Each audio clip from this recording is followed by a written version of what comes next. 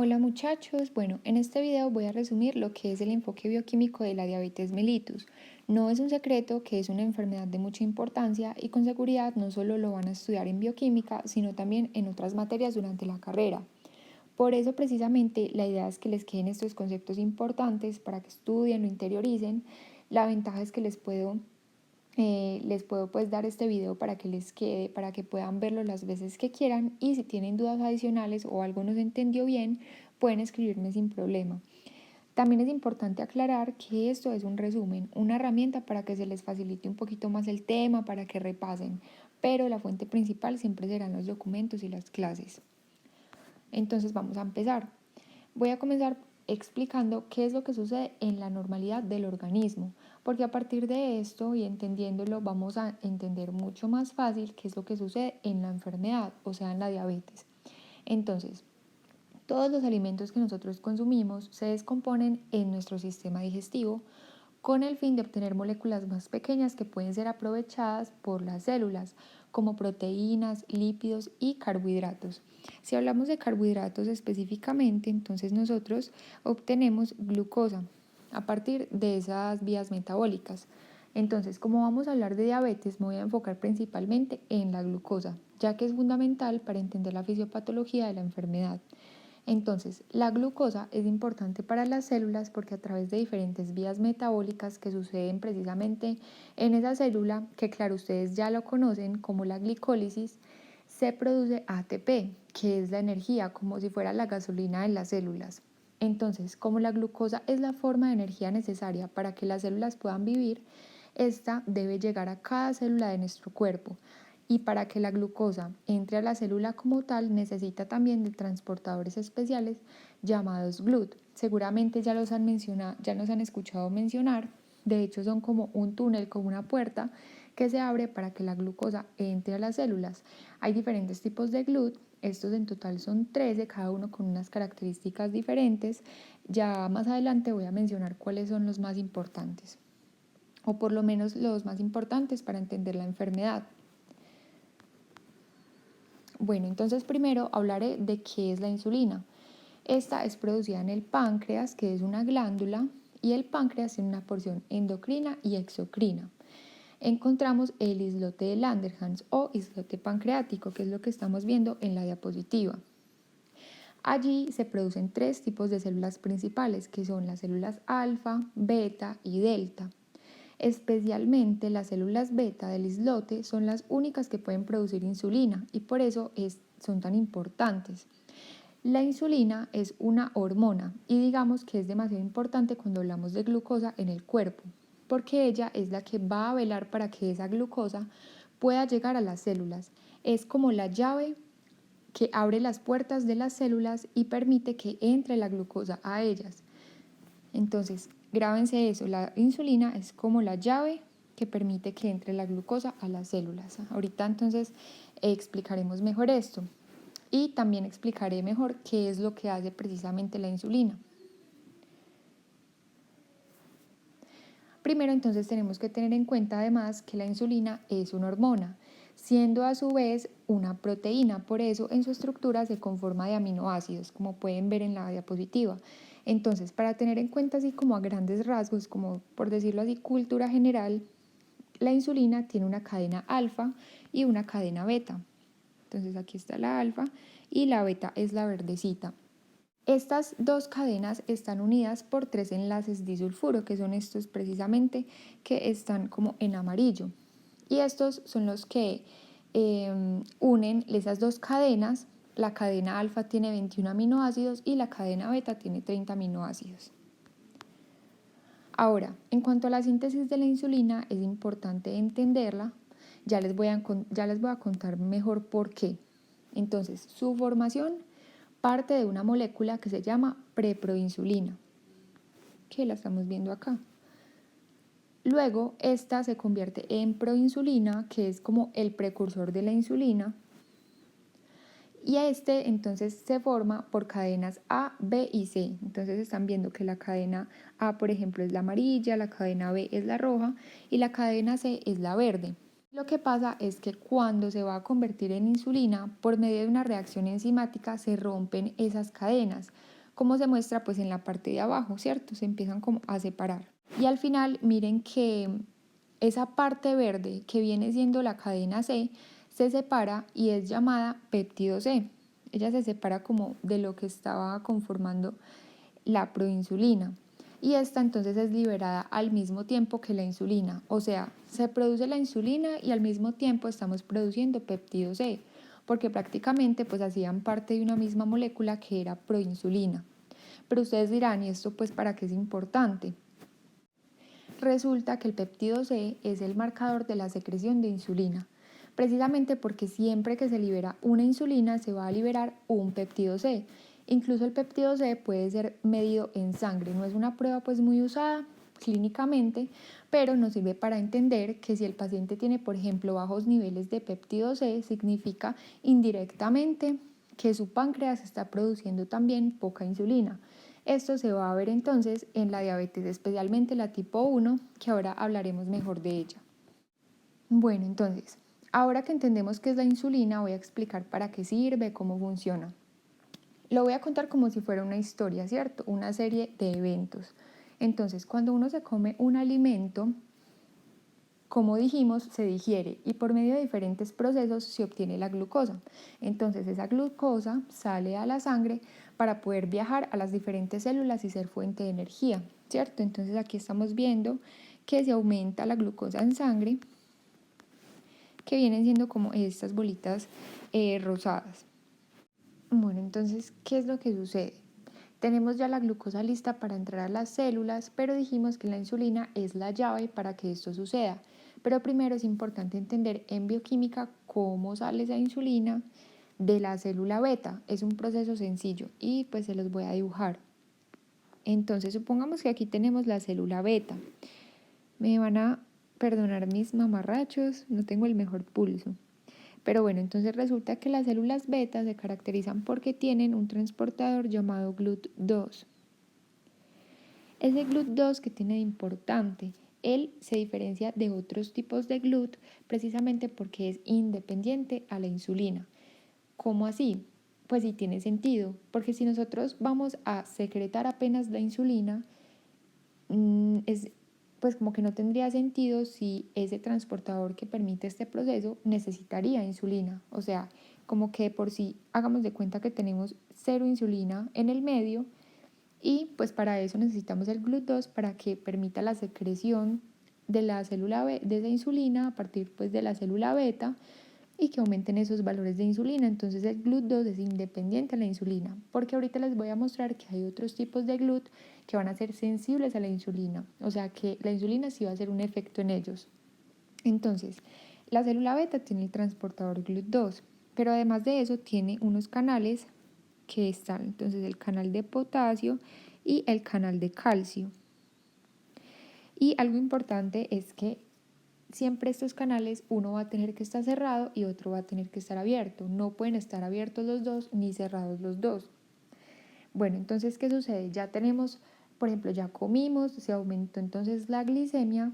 Supongamos entonces que aquí está el vaso sanguíneo y tenemos cantidades aumentadas de glucosa, ¿cierto? El transportador GLUT2 tiene la capacidad de censar ese aumento de la glicemia y lo que hace es internalizarlo en la célula. Entonces la glucosa ya entró a la célula gracias a este transportador. ¿Y para qué necesitamos esa glucosa? Para obtener energía. Entonces esa glucosa, por medio de una serie de eventos, que sería la glicólisis del ciclo de Krebs, etc., se va a poder entonces producir el ATP necesario. Resulta que este ATP va a ser importante porque también va a activar diferentes vías metabólicas. Entonces, ¿qué hace? El ATP se va a encargar de bloquear o de cerrar el canal de potasio. Entonces, como este canal está cerrado, el de calcio debe estar abierto, por lo que expliqué pues anteriormente, que uno tiene que estar abierto y el otro cerrado. Entonces, en este caso, lo que sucede es que el calcio comienza a entrar a la célula. Bueno, el calcio comienza a aumentar dentro de la célula y lo que produce es una despolarización, ¿cierto? Yo pues en palabras como más En palabras menos técnicas le digo que la célula se electrocuta, por decirlo así. Entonces, pero no vayan a decir eso, pues solamente es para que se lo imaginen, que se electrocuta. Y lo que sucede es que esta célula resulta que es tan juiciosa que tiene unos gránulos o unas vesículas que tienen insulina preformada. O sea, ella es tan juiciosa que adelantó como la producción de insulina y ella la tenía guardada en esos gránulos y vesículas. La despolarización lo que hace es que permite que esas vesículas comiencen a salir a través de la membrana por medio de exocitosis y liberen la insulina. Entonces así es como se libera la insulina de la célula beta. Aquí les voy a dejar pues como el proceso más detallado, lo que les acabo de explicar, pues como para que lo tengan ahí en sus notas más fácil, pues y más claro. Ahora, entonces ya vimos que la insulina se libera de la célula beta, pero resulta que hay un patrón de esa secreción. En condiciones normales, lo que sucede es que la insulina se secreta en un patrón bifásico. Eso quiere decir que vamos a tener dos fases. Una primera fase que es la rápida y otra fase que es lenta. Entonces, esa primera fase es esta que vamos a ver acá, ese pico más grande. Y la segunda fase va a ser esta, que está como en esta parte. Entonces, esa primera fase se caracteriza porque hay una liberación rápida de gránulos preformados de insulina, porque pues como les comenté, hagan de cuenta que la célula es tan juiciosa que ella, mientras no se necesita la insulina, de todas maneras la va produciendo para tenerla guardada hasta que sea el momento. De esta manera pues no tiene que formarla desde cero, sino que apenas se dé el estímulo, el que hablamos ahora para secretar a la insulina, que con el GLUT2, entonces ahí se libera esa reserva. Entonces, como se libera rápidamente, ese pico de cantidad de glucosa sube rápido, de cantidad de insulina, ¿cierto? Ese pico en cantidades de insulina sube rápido, pero en realidad esta fase pues no dura mucho, dura de 5 a 10 minutos, porque claro, pues a la célula también se le va a agotar esos gránulos preformados. Ya en este punto, entonces, después de que se le acaben esos gránulos preformados, comienza la fase que es la fase lenta, la fase 2, donde la célula le toca producir insulina desde cero, porque se le acabaron precisamente las reservas, y es lenta porque para formar su insulina tiene que venir desde el núcleo, viajar hasta la membrana hasta que sea secretada finalmente, ¿cierto? Miren que aquí se ve ilustrado que, por ejemplo, desde el núcleo, que es la parte central de la célula, tiene que formarse desde allá. Es un proceso más lento mientras viaja hacia la membrana, etc. Entonces, por eso se da este pico, que es más pequeño. Ahora, esa insulina liberada va hacia las células y es la llave, como dijimos, para que la glucosa entre, ¿cierto? Pero ¿cómo? Entonces, eso se lo voy a dibujar también. Hagamos de cuenta que tenemos la membrana celular del músculo esquelético, por ejemplo.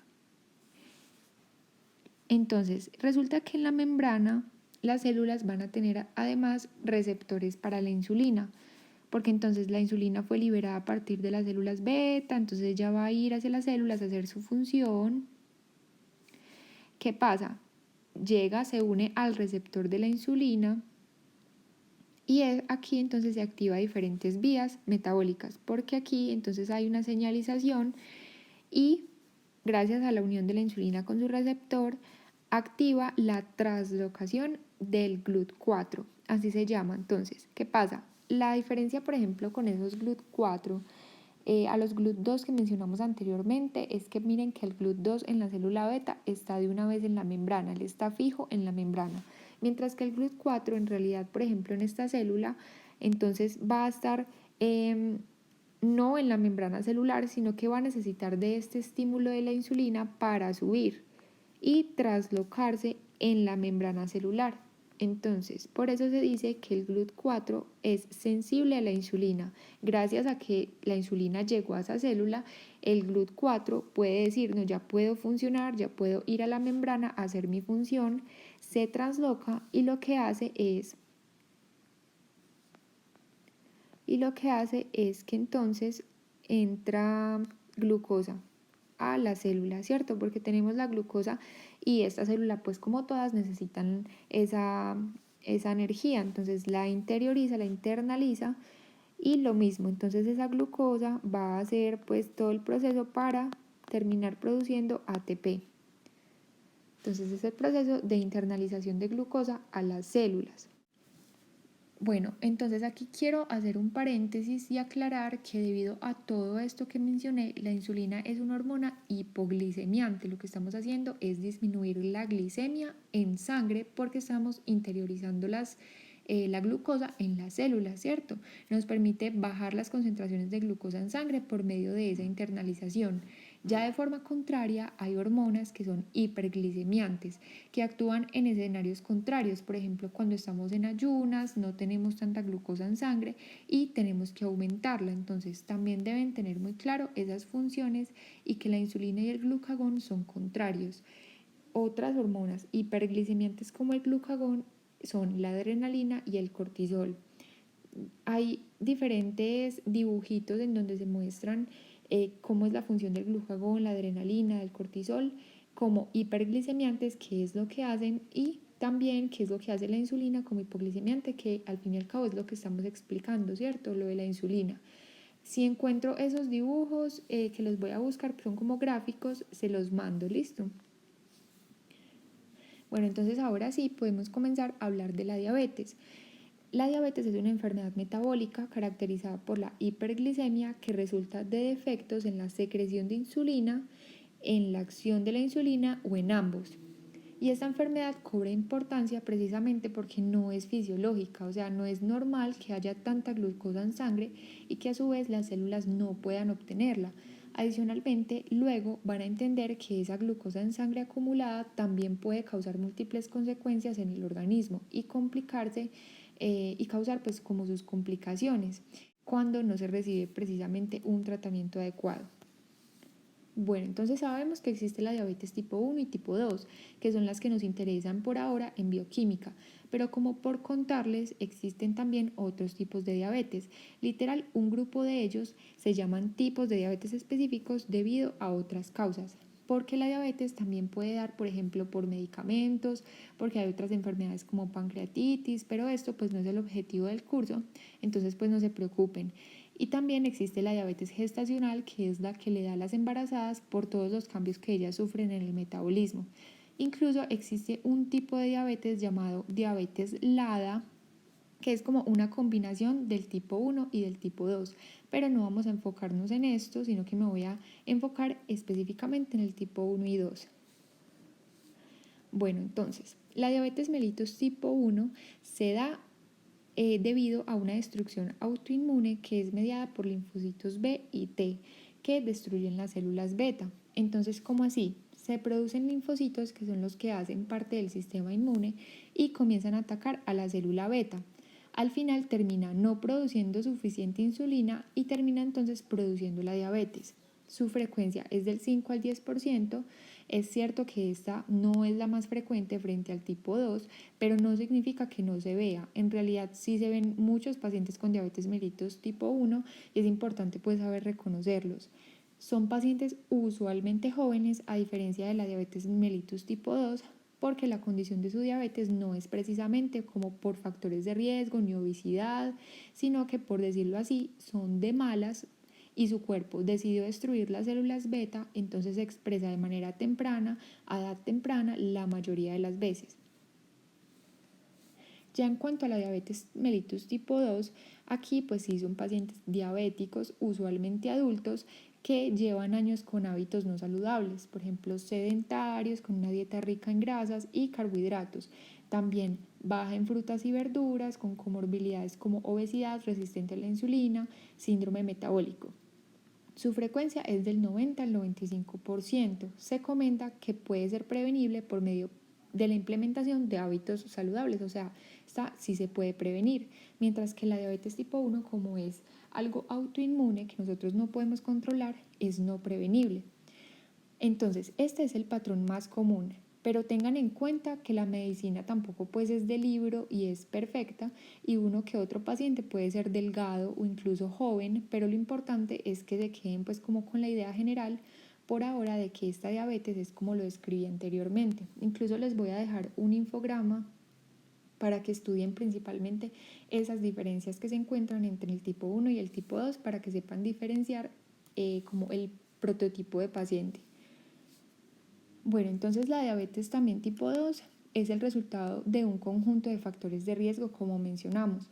Tenemos factores genéticos que están involucrados en la producción de esta enfermedad. Pueden ser mono o poligenéticos. Los antecedentes familiares son importantes, ya que si los padres de una persona tienen antecedentes de diabetes, la persona tiene mucha más probabilidad de padecer diabetes. Si además se le juntan otros factores de riesgo y aparte tiene esos antecedentes familiares y no se cuidan sus hábitos, entonces aumenta mucho más la probabilidad de padecer la enfermedad. La edad también es importante, si tiene hipertensión, dislipidemia, resistencia a la insulina, como lo mencionamos anteriormente. Ahora voy a profundizar un poquito.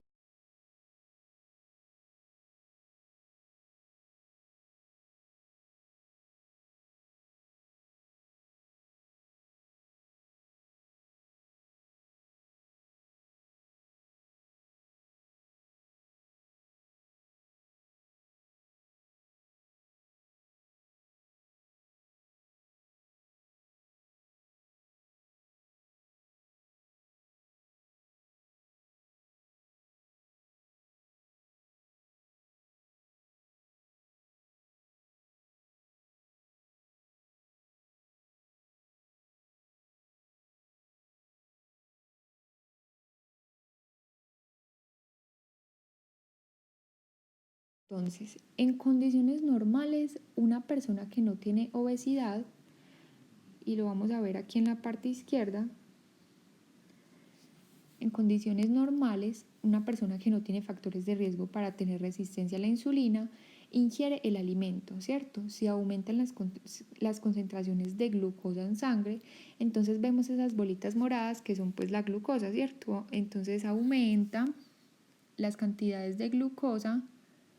Lo normal es que con el tiempo comience a disminuir precisamente porque la insulina comienza a actuar y la interioriza a las células para que sea usada, ¿cierto? Pero ¿qué pasa?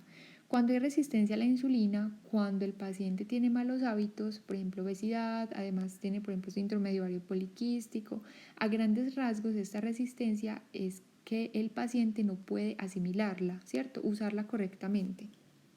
Si ustedes piensan como en la palabra resistencia, seguramente se les viene a la mente eso, como pues que no puede asimilarla, que no se puede usar correctamente. Entonces lo que pasa es que comemos y aumenta la glicemia y la insulina no es capaz de interiorizar la glucosa, ¿cierto? Como se muestra en esta parte.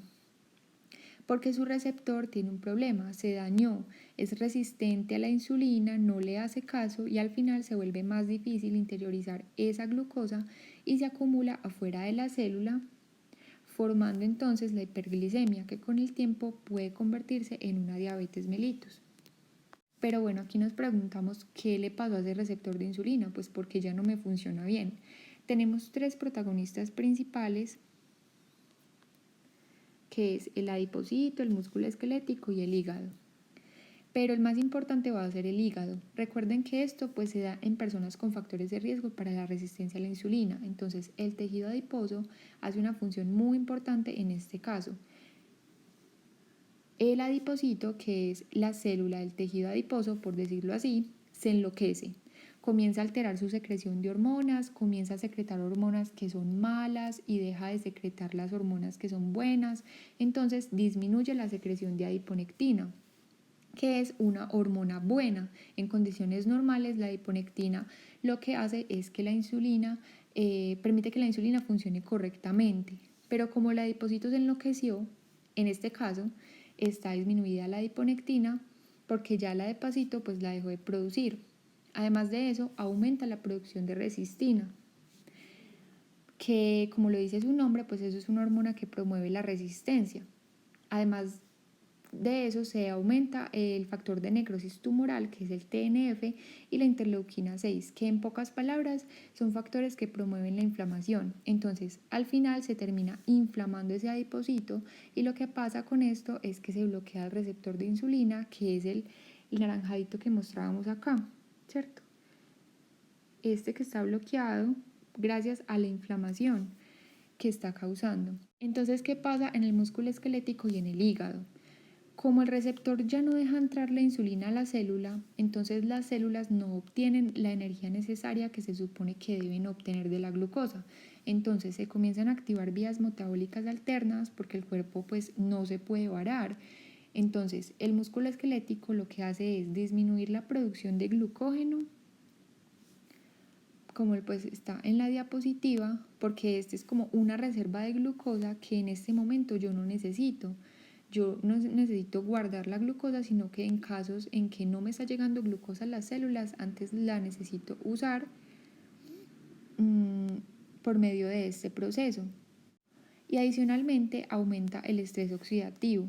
En el hígado se aumenta la producción de glucosa llamada gluconeogénesis a través de diferentes sustratos que no son precisamente carbohidratos, sino que a partir, por ejemplo, del lactato, del glicerol, aminoácidos, y comienza a convertirlo en glucosa porque como le falta energía a la célula, trata de compensar eso.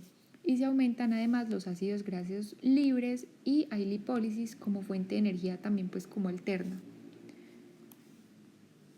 Bueno, ese es el proceso de resistencia a la insulina como en resumen.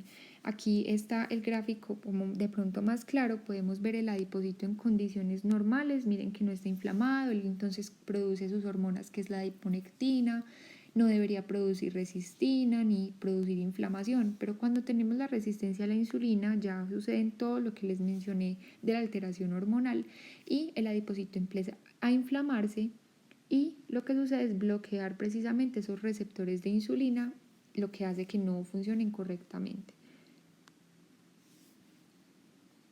Bueno, entonces aprovechando que estamos hablando de resistencia a la insulina, quiero contarles que la acanthosis nigricans es un marcador de resistencia a la insulina.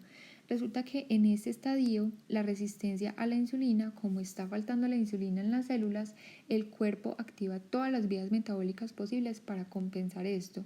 También se aumenta la producción de insulina porque dice que la insulina que normalmente le producía no me está siendo efectiva. El cuerpo no la está usando correctamente, entonces comienza a suceder una hiperinsulinemia. Es como si el cuerpo pensara, tan raro, la insulina que estoy produciendo no me está siendo efectiva, yo voy a producir más a ver qué pasa. Eso se llama hiperinsulinemia. Porque como el organismo no es consciente pues que el daño está en los receptores de insulina, sino que solo sensa que no hay glucosa en células, piensa que lo que hace falta pues es más insulina, entonces aumenta su producción en grandes cantidades. Resulta que esas cantidades elevadas de insulina estimulan la producción de queratinocitos y fibroblastos, que son, en pocas palabras, células de la piel. Entonces, estos terminan formando ese signo llamado acanthosis nigricans, es como una pigmentación oscura de la piel que además se encuentra específicamente en ciertas zonas del cuerpo, como el cuello, en la ingle y en las axilas. Entonces, cuando ustedes vean esto en un paciente, sugiere que tiene resistencia a la insulina. Listo, entonces ya que tenemos esto claro, voy a traer de nuevo esta gráfica del patrón de secreción de la insulina. Lo que sucede en la diabetes es que esas fases se aplanan. Ya no tenemos primera y segunda fase, sino que la curva se aplana de esta manera, como están mirando en estas nuevas líneas que están acá. La fase rápida, que eran las vesículas que tenía ahí para liberarse de reserva, ya no están. Salen tarde y en la segunda fase es aún más lenta. Entonces el paciente no logra el adecuado control del azúcar porque la llave que es la insulina se demora para abrir o se abrió mal. Y es lo que se intenta compensar con el tratamiento de la diabetes. Los medicamentos que nosotros damos para la diabetes mellitus tratan de compensar esa alteración en la secreción de insulina. Aquí entonces tenemos diabetes mellitus tipo 1 y diabetes mellitus tipo 2. Vean que la tipo 1 tiene la rayita pues más abajo. Y eso es porque esos pacientes tienen alteración en la producción de insulina por el daño autoinmune, por lo tanto secretan muy pocas cantidades o incluso pueden ser nulas, mientras que en la diabetes tipo 2 lo que sucede es que sigue secretándose la insulina, no en tan bajas cantidades como en la diabetes tipo 1, pero el problema es que también están pues alteradas esas fases como que aplanadas. Bueno, ahora, cuando la resistencia a la insulina continúa, no hay modificación de hábitos saludables, no hay, por ejemplo, que la paciente modifique su sedentarismo, sus factores de riesgo, su alimentación, aparece la intolerancia a la glucosa, que también es llamada prediabetes. Es un estadio intermedio que se encuentra entre una persona sana y la diabetes, o sea, no tienes ni diabetes ni estás del todo sana. Significa que esa persona con prediabetes tiene un riesgo mayor a presentar diabetes, y no solo diabetes, sino enfermedades cardiovasculares que una persona normal no tendría pues como ese riesgo. ¿Y por qué se da la prediabetes? Entonces, como bien veníamos hablando, lo primero que pasa es la resistencia a la insulina. Como hay resistencia a la insulina, se produce más de esta para vencerla, entonces produce hiperinsulinemia. Pero llega un momento en que estos mecanismos compensadores son insuficientes. ¿Por qué? Porque esa célula beta se va a cansar de producir tantas cantidades, se cansa y se atrofia, y se produce una hiperglicemia y se da la prediabetes. O sea, ¿cómo así? Esa hiperinsulinemia no va a ser por siempre, porque la célula está haciendo un exceso y un gasto excesivo de energía, o sea, ya se cansa también. Entonces, hay un punto en que se cansa tanto que ya va a ser insuficiente esa hiperproducción de insulina, y se va a empezar a manifestar con la hiperglicemia en ayunas y la prediabetes como tal. O sea, ya no va a ser suficiente, sino que ya se va a ver evidente ese aumento en la glucosa en sangre. Esta diapositiva es más que todo como para explicarles o mencionarles una reflexión de que no solo tenemos un problema epidemiológico en cuanto a la diabetes, es decir, no solo es que muchas personas tengan diabetes, sino que el problema también está en todas esas personas que no saben que tienen diabetes y que siguen sin control, o pacientes que están asintomáticos, por ejemplo, tienen prediabetes y ni siquiera saben. Y esto puede progresar entonces a la enfermedad, o incluso factores de riesgo que tienen las personas pero no son modificados y pueden evolucionar a la enfermedad también, ¿cierto? Todo tiene como relación a lo que les estoy mencionando, la historia normal de la enfermedad. Es importante pues por esto empezar la prevención de manera precoz en los factores de riesgo que cuando un paciente ya tiene diabetes. O sea, es más fácil intervenir los factores de riesgo de un paciente que cuando ya está con la enfermedad. Bueno, entonces continuando, por ejemplo, cuando nosotros tenemos una prediabetes, lo que se le hace es explicarle pues a la paciente qué es lo que tiene, explicarle que el riesgo para desarrollar diabetes y otras alteraciones cardiovasculares están aumentadas. Entonces es muy importante más que todo modificar sus hábitos. Prácticamente el tratamiento de una prediabetes es modificar hábitos, o sea, consumir alimentos saludables, hacer más actividad física, deshacerse del exceso de peso, controlar la presión arterial y el colesterol. Entonces, cuando encontremos una paciente con prediabetes, le hacemos estas advertencias y ese es como el tratamiento. Listo, ahora sí llegamos al punto en que se va a formar la diabetes mellitus. Si esa persona no hace caso al tratamiento de prediabetes, no modifica absolutamente nada, entonces va a progresar a una diabetes mellitus. Ahora, vamos a hablar un poquito sobre cuáles son las manifestaciones clínicas de una diabetes. Tenemos entonces poliuria, que significa que vamos a aumentar esa cantidad de orina, de eliminación de orina en el cuerpo, y consecuentemente esa orina va a tener mucha cantidad de glucosa, que se llama glucosuria. Además de eso, otros síntomas polidipsia, o sea, vamos a aumentar esa sed en el organismo, y la polifagia es que pues aumenta las ganas como de comer, el hambre de por sí. Y todo eso, todos estos síntomas se presentan gracias a la hiperglicemia, todo eso parte de ahí. Ya les voy a explicar entonces por qué se da cada uno de esos síntomas. Entonces traigo de nuevo esta diapositiva, esta imagen, para explicarles qué sucede y por qué se dan estos síntomas. Resulta que a partir de la hiperglicemia, que son esas bolitas rosadas que les había mencionado, ¿cierto? Esta es como el aumento de la glicemia, de la glucosa en sangre. Entonces, alrededor también es importante notar que tenemos las células, tenemos el espacio intersticial. Entonces, lo que sucede es que en el estado de hiperglicemia se activa un proceso llamado ósmosis, que es el paso de agua de un compartimiento que tiene menor concentración a uno de mayor concentración de soluto. ¿Cómo así? Donde hay más glucosa pasa el agua, y esto con el fin de diluirla. Entonces, ¿cómo así? supongamos que aquí tenemos agua, tanto las células como el espacio intersticial tiene agua, entonces pasa hacia el vaso sanguíneo porque es allí donde tenemos más soluto, que es la glucosa. O sea, el fin de todo esto es diluir un poquito más ese vaso sanguíneo porque está lleno de glucosa. Entonces, pasa el agua a partir de las células del espacio intersticial para diluirlo. ¿Qué pasa? Ya con esto, el riñón sensa, por decirlo así, este aumento de líquido en los vasos sanguíneos y empieza a orinar mucho. Por eso se explica la poliuria, que por cierto es con glucosa, porque hay tanta que se pierde también por orina y orinar glucosa no debería pasar en condiciones normales. Entonces ahí explicamos por qué se da la poliuria y la glucosuria, porque llenamos como de tanto líquido el vaso sanguíneo tratando de diluir esa glucosa que el riñón dice, no, pues yo tengo que orinar porque tengo mucho líquido en el vaso sanguíneo, empezamos a orinar en más cantidad y aparte de eso la orina tiene mucha glucosa. Entonces, pero entonces, ¿qué pasa? Como comienza a orinar tanto y a perder mucha agua y aparte de por sí las células se están deshidratando, por decirlo así, por sacar tanta agua hacia los vasos sanguíneos, o sea, ellas hacen tanto este proceso que se deshidratan. Entonces, para compensar esto se activan mecanismos de la sed y eso explica pues la polidipsia, tratando de compensar la deshidratación de las células. Y ya la polifagia se explica más que todo a que como las células no están teniendo suficiente energía porque no se puede interiorizar la glucosa, se activa el hambre para que la persona coma más y permita obtener de alguna manera pues esa energía que le falta. Entonces aquí tenemos el agua que pasa de las células, como le mostré.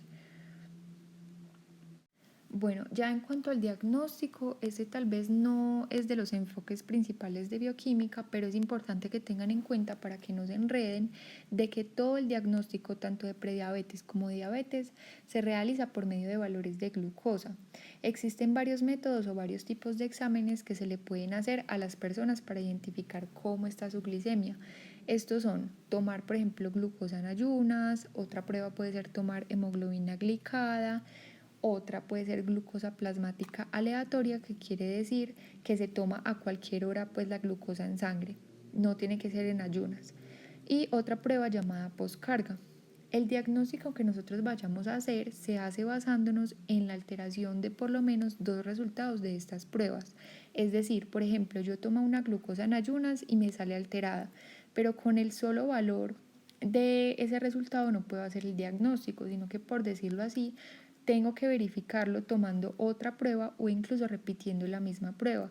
Si el resultado de la segunda prueba da positivo de nuevo, o sea, tengo dos positivos, entonces ahí se confirma el diagnóstico. Aquí en la diapositiva les dejo los valores con los que ahora se hace el diagnóstico de diabetes a partir de cada una de las pruebas. Si por ejemplo yo hago una glucosa plasmática en ayunas y me sale más de 126, ahí tengo una prueba positiva. Si yo hago una hemoglobina glicada y me sale más de 6.5, también es positiva para diabetes. Si hago una glucosa plasmática aleatoria, me sale más de 200, es positiva, y la poscarga más de 200 es positiva. Lo importante que tengan en cuenta, más allá de los valores, porque igual es importante tener en cuenta que ustedes se tienen que quedar con los valores también que les digan las profesoras en las clases, no enredarse mucho como con todos estos técnicas de diagnóstico, solo les estoy mencionando como por encima para que estén enterados. Bueno, ya en cuanto al tratamiento, hay especificaciones según sea diabetes tipo 1 o tipo 2. Cuando tenemos diabetes tipo 1, dada la destrucción de las células beta, siempre se necesita de la administración de insulina, incluso en estadios tempranos de la enfermedad. Mientras que en la diabetes tipo 2 predomina la resistencia a la insulina en estadios tempranos, por lo que se comienza con un manejo no farmacológico como modificar hábitos no saludables. Si con esto de pronto no es suficiente el control del paciente, entonces se procede con el manejo farmacológico con antidiabéticos orales. Ahora voy a mencionarlos de pronto los más principales para que los tengan en cuenta. Ahora, si la diabetes tipo 2 es de estadio avanzado u ocurre otra complicación aguda, si de pronto puede ser necesaria la insulina como tal, como tratamiento, ya que con el tiempo las células beta pueden sufrir glucotoxicidad y alterar esa producción de insulina. Entonces esos pacientes pueden terminar con requerimientos de insulina también, pero ya siendo como en un estadio más tardío de la enfermedad. Bueno, en cuanto a los antidiabéticos orales, es un tema bastante amplio. Se usan varios, como tal, varios antidiabéticos, sea en monoterapia, o sea, uno solo, o usando varios de ellos en combinación. Incluso se pueden combinar entre los diabéticos orales o puedes usar un diabético oral combinado con una insulina. Pero bueno, no voy a profundizar mucho en esto. Como el objetivo principal de este resumen tampoco es ser específicos en el tratamiento, voy a mencionar los más importantes en bioquímica. La primera línea como antidiabético oral es la metformina, ¿cierto? Seguro ustedes ya la han escuchado mencionar. Esta realiza su acción por medio de la inhibición de la gluconeogénesis, inhibiendo específicamente el glicerol 3-fosfato deshidrogenasa. Entonces se inhibe esta enzima y permite entonces que no se dé la producción de la glucosa a partir de diferentes sustratos que no son carbohidratos, porque al fin y al cabo eso es lo que hace la gluconeogénesis, entonces se bloquea. Pero además de eso tenemos otras funciones y otros mecanismos de acción de la metformina que aquí se las dejo. Por ejemplo, aumenta la utilización de glucosa mediada por insulina en tejidos periféricos, particularmente después de las comidas, y además de eso reduce concentraciones séricas de ácidos grasos libres, reduce la disponibilidad para la gluconeogénesis de esos sustratos. Entonces miren que la metformina termina siendo la primera línea precisamente por eso, porque ayuda demasiado a controlar la resistencia a la insulina y esa hiperglicemia. Bueno, ya los inhibidores de los SGLT2 es otro antidiabético oral. Hay que tener en cuenta que los SGLT2 son cotransportadores que se localizan en el riñón y son responsables de la reabsorción de más o menos 90% de la glucosa filtrada por el glomérulo. O sea, es responsable de que la mayoría de la glucosa que llega al riñón vuelva al organismo. Entonces, cuando se inhibe, se disminuye la reabsorción de glucosa y permite que siga su camino en el riñón, eliminándose por orina para consecuentemente disminuir la glicemia. Eso es lo que hace este tipo de medicamentos. Los GLP-1 son medicamentos que imitan la acción de una hormona llamada péptido similar al glucagón tipo 1. Cuando los niveles de glucosa en sangre empiezan a subir después de comer, ellos estimulan al cuerpo para que produzcan más insulina. Entonces estos medicamentos estimulan la secreción de insulina y su síntesis, pero además de eso permite la inhibición de la secreción del glucagón y del vaciado gástrico y la inhibición de la ingesta de alimentos. Entonces es importante también. Ahora, en cuanto a las complicaciones, se las voy a mencionar para que las tengan en cuenta. Cuando los pacientes no tienen un buen control de la enfermedad, sea por mala adherencia al tratamiento o que este tratamiento sea inadecuado o que de pronto tienen alguna descompensación, entonces pueden surgir complicaciones secundarias a esa hiperglicemia constante. De forma aguda pueden debutar con cetoacidosis diabética, sobre todo aquellos pacientes que necesitan de un tratamiento de insulina. Por eso precisamente esta es la complicación más común en diabéticos tipo 1, la cetoacidosis diabética, porque si se la dejan de aplicar, o sea, la insulina, si se dejan de aplicar la insulina, su cuerpo prácticamente queda sin esta hormona y lo que comienza a suceder es que como forma como tal de compensación, el organismo entonces produce energía ya no a partir de la glucosa, sino a partir de oxidación de lípidos y produce moléculas llamadas cuerpos cetónicos, de los cuales se comienza a obtener ATP. De esos cuerpos cetónicos ya entonces va a ser su principal fuente de energía cuando nos está faltando la glucosa. Uno de estos cuerpos cetónicos es la acetona, ¿cierto? Que es un gas volátil y gracias a las temperaturas del cuerpo, ese gas volátil sale a través de la exhalación. Por eso estas personas con cetoacidosis diabética tienen como un aliento característico que lo describen como frutas amargas. Mientras que el estado hiperglicémico hiperosmolar, como lo dice su nombre, es también secundario a la hiperglicemia, pero en este caso tendremos una glicemia demasiado aumentada, podemos tener valores incluso de 500, de 600 miligramos decilitro o más de glucosa. Y en cuanto a las complicaciones crónicas, son aquellas que son la evolución, pues ya como que con la evolución de la enfermedad podemos llegar a presentar infarto agudo al miocardio, enfermedad cerebrovascular, enfermedad renal crónica, enfermedad arterial oclusiva crónica y amputaciones. Bueno, espero que les haya gustado, que hayan entendido. Recuerden que esto fue más que todo un repaso rápido, un resumen. Si de todas maneras no se entendió algo o quedan con dudas, pueden escribirme sin problema y me preguntan. Si de pronto no entienden algo que es de diabetes y de pronto no lo mencioné en el video, también me lo pueden preguntar sin problema. Yo traté como de abarcar lo más importante, lo más bioquímico de diabetes, pero puede que se me hayan saltado cositas. De todas maneras, eso es como lo principal.